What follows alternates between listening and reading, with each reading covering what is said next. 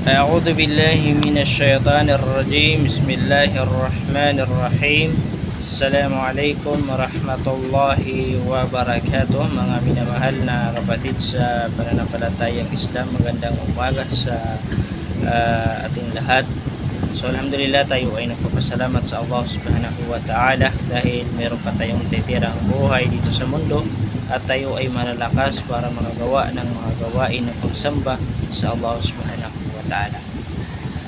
Alam niyo po ba na ang sekreto, no, para dagdagan o dumami pa ang ating mga biyaya na matatanggap mula sa Allah subhanahu wa ta'ala ay kinakailangan natin, kailangan ay tayo ay marunong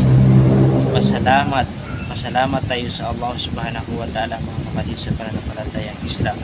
Kaya kung gusto mo na madagdagan yung biyaya sa iyo ni Allah, ay kinakailangan ay marunong ka magpasalamat sa Allah subhanahu wa ta'ala, sumunod kung ano yung kanyang mga ipinag-utos, mga kapatid sa pananampalatayang Islam.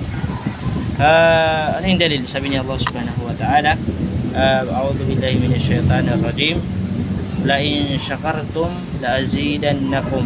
Sabihin, kung kayo ay marunong magpasalamat, kayo ay aking daragdagan ng aking biyaya, mga kapatid sa pananampalatayang Islam. Subhanallah. Kung tayo daw ay marunong magpasalamat sa Kanya, marunong tayo magpasalamat sa Allah, ay daragdagan ni Allah subhanahu wa ta'ala yung biyaya na ibibigay sa atin, mga kapatid sa pananampalatayang Islam. Kaya narapat lamang na kung gusto mo na madagdagan, dumami ang iyong biyaya na ibibigay sa iyo ni Allah subhanahu wa ta'ala, ay kinakailangan mo pasalamat sa Kanya, mga kapatid sa pananampalatayang Islam. No? Merong mga tao na napakaraming biyaya na ibinibigay sa kanila ni Allah subhanahu wa ta'ala, ngunit hindi man lang sila makapagsala, hindi man lang sila sagawa ng mga gawain na pagsamba sa Allah subhanahu wa ta'ala.